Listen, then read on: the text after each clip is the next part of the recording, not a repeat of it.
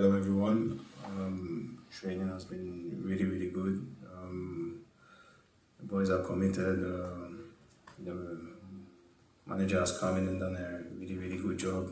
So get us settled and get his ideas for us, and we've received it very well and are implementing it. So yeah, we don't have time to wait. There's a game tomorrow, so yeah, we're ready for tomorrow. We'll see how it goes. In your original squad, you did not have the Pafos defender Patrick Lucasen in.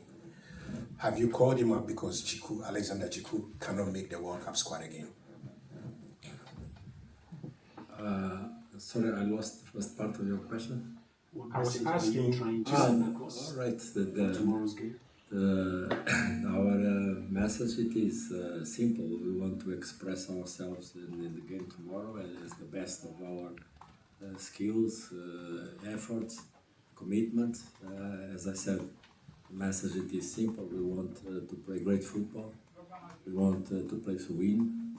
We want to bring pride and happiness to the fans. That's the only thing that sure our players they have in mind. And the message, it is a message of hope and confidence that being with them not for so many months, but the training sessions that I did with them, all of them are fully committed to deliver to the nation, to the flag. So I'm very much confident that the message will be positive tomorrow. The game sometimes surprises. We have to make a decision and replace Zico, and it doesn't matter who was the player that I called. Zico was replaced, and now we're gonna have the same group of central backs in camp. The names, you saw them play on the pitch, so we're ready to take off. This is all about preparation for the World Cup. Ghana is one of the few African countries that has reached the knockout stages, i.e. the quarterfinals. What do you consider would be a success for both for Ghana and for Africa, given that there are now 10 countries representing Africa in the next World Cup? And secondly, this particular match is the 150th anniversary of the Football Association of Wales. How important is it to you to make sure that despite that you get a good result for Ghana? I'll start with the last. This game is so difficult. If we start to add complementary ideas and then 50 years of celebrations, the game will turn even more difficult. So for me, it is simple. Tomorrow we start the game with one team against the other, 11 players on the pitch, trying to do the best and try to win. So we leave those things of celebrations and for you guys to talk about. For us, it's just a simple business. Make full efforts, commitment, and play good football and try to win the game. That's the name of our efforts tomorrow.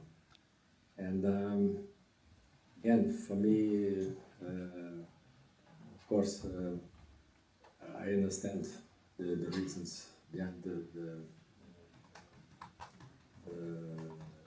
motivation for Wales.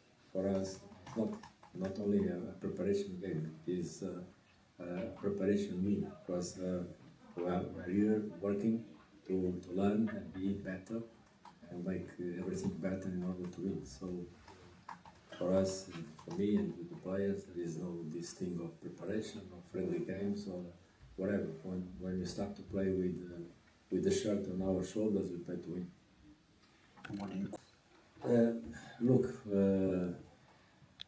I don't want to speculate with those standards, those goals.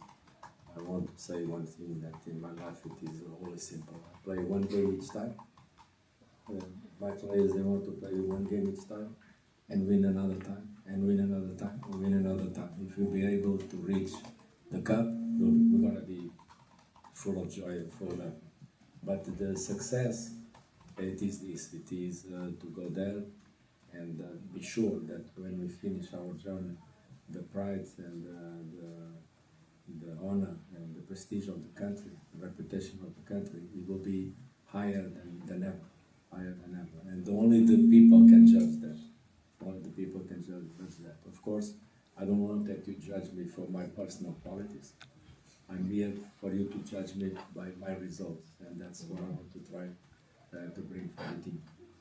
Quarterfinal in 2010. Listen, it's very difficult because we're a new team. We have a lot of new players, and we just want to improve. We just want to go there and put on a show and represent Africa and Ghana the best as we can. And I'm confident that with the manager's ideas and with the boys' commitment, I'm sure that we'll surprise people. Roman, I just want to ask you just two questions. First one, in the month that you've been manager, what's the most Ghanaian thing you found out about Ghana that has surprised you? And my second question to you is that you were assistant to Sir Alex Ferguson for a long time. He's Scottish, so there's a big rivalry between Scotland and England. Has he messaged you, or have you been in contact to tell you to beat England at the World Cup? The thing that surprised me and I like most when I was there, with all due respect, was the avocado. I eat so much of the avocado in Ghana because it's the first time I see avocado sweet. And no, it's the passion of the game. So it's for me it's a good feeling because there are the two things that are an explosive combination to succeed in football. The first one, it is when you have the privilege to have so beautiful talent players. And the second, it is when the people have passion for the game. But when we talk about football in Ghana, it is blood. It is everything. Then the talents are so it's an explosive combination to succeed. So that gives me the first and the most important attraction to Ghana, with all due respect for all the sports and all the issues. And I mean, that's it. About my private relationship with Alex, I keep it really private. And one thing you can believe and trust, we start as professionals and we finish the journey as almost brothers. No, of course, I'm under pressure. If you tell me one coach in the world of football that is not under pressure, that will surprise me. But pressure in our job, it is what drives us forward to be better every day, to wake up and beat myself. This is what keeps me alert and with full of hunger and desire to transfer my feelings to the players and win. So I think the day the game doesn't have pressure, our job finished.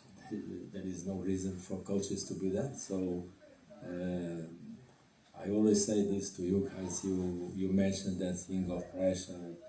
For us, it is part of the job. It is if you have a chef.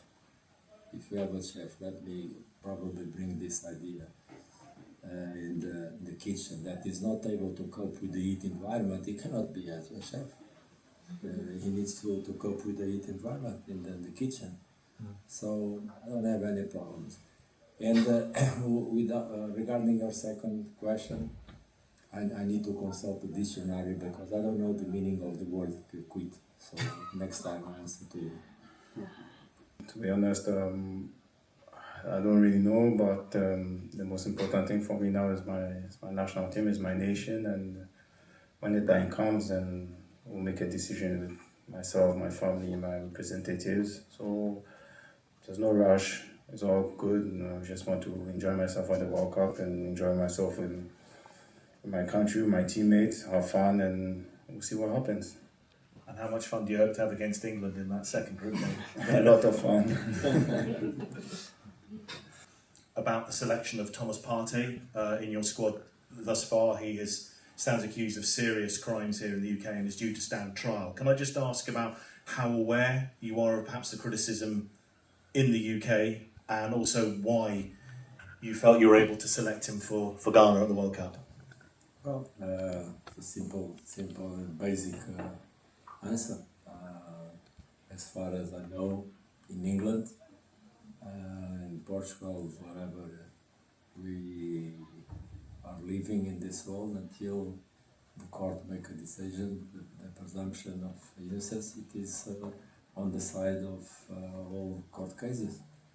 But today, and this is not only about Thomas, very unfortunately, the way the social media and the media sometimes act with full and total impunity, we are condemned even before we have the opportunity to defend ourselves. So probably if I have to make a comment about this modern world, it is about the way people express themselves with full impunity. You can say, you can do whatever you want, and nobody charges you. So let the events run this normal course, let the river flow, and one day, when the river meets the ocean, we're going to find the truth. Incredible start to his career at Manchester City since joining the club. I'm just wondering how much you hope he will grow for Ghana as well and come to the fore for you at the World Cup. Look, I love all my players. I have amazing admiration for it, but in public I only talk particular about one player that you did not mention. If you want, I can say what is my favorite player in our team. You want to know? My favorite player name is called Team. So if you want that I talk about the team, I'll do it. I don't talk about, I leave that job to you guys to talk about the performance of my players. Last three. Okay, go to those who are not. Okay. Look, 4 years ago, in 22, I faced much more difficult questions and when I was the national team coach of Iran. I don't follow in that trap. So if the player is here with me, my answer is clear. So I don't have to make comments about my own decisions. So it's here. What are we talking about? But the key point for me in my professional life in football, it is to keep everything that is poison or dust far away from the four lines. But unfortunately, as I said, today it's really difficult to deal with everything that is on top of us, on top of the game. And to be honest with you, I think there are much more serious problems, urgent problem issues in the world to talk about. And one thing that it is not in my hands, it's not in your hands, it's not in the public judgment. It's not in the public judgment. This is not for you, for me to make judgments about one situation that you don't know, I don't know, nobody knows. So let the people that is in charge to make the right decisions. Jordan, if I may quickly, Jordan, a word on Anton. He came into the camp late after the Premier League season, FA Cup winning goal scorer. How much of an influence and inspiration is he right now? I mean, he's done brilliant. We all know the season he has had since he's been at Bournemouth. He took it to City, and Ghanaians are proud of him. While the boys were proud of him. So we just hope that he'll keep on doing it and doing it for Ghana. And you know, as long as he's performing and we're all performing as a team, we're good. We're happy. You do. Now to you, coach. After your 28-man squad, most Ghanaians believe that you didn't really select these players by yourself or together with your technical team. Rather, some external forces influenced your selection. to the extent that the GFA president head is on the chopping board, he has been accused of influencing your selection. How will you respond to this? Did anyone influence your selection, the 28-man squad? And then to Jordan, prior to this game, you've played some 4 competitive international friendly games. You've lost all. How important is this match to you guys, you the players, knowing very well that you have just some few days to play your first game against Panama? Thank you very much. Okay, so Jordan will answer first and then coach will take up the rest. Yeah, we know we've lost four games, but we need to look at the performances. Some we didn't perform well, some we did well, and I always remember the Germany game as an encouraging performance. Austria, well, for me, it was not a 5-1 game, but sometimes it's the game. So listen, the FA have made a decision and they've gone into another route, and they've brought in a wonderful manager with a lot of experience and is helping us, and we're seeing the difference for the past couple of days now, couple of weeks. So listen, the past is the past, there's a new chapter, and we just need to focus on what's ahead of us, and obviously tomorrow is the first step. And I know Ghanaians, I know the country the way we are, because I'm Ghanaian, and we take things a bit too personal, but I think we just need to all be patient and be relaxed and be positive about the squad, about the team, and about the manager as well. So as players, we're just focused on what is ahead of us, and tomorrow is the first step. But listen, we'll see what happens tomorrow. We're going in to perform well, to get a result, and to start building from there. And, definitely we'll be ready for Panama. Coach, influencing your squad and your decisions? Frank. Frank, look at me nicely. Look at me nicely. I'm gonna have my answer to your question. You see my answer? No. You don't see me smiling? That's my answer to you. Just like that. Can I ask one question to the coach? One last question and then we'll be out of here. That's Coach, my answer to your question. Smile. one question to the coach. Coach, you obviously coached against England. I don't care what is the evolution of England or not. I just care about study the team like they are in this moment. Yeah. And that's it. We play with different teams, different strengths, different players. It will be a different game for sure. Jordan, what's it like to be back in Wales? I'm from Swansea, from Bay News Media. What's it like to be back in Wales?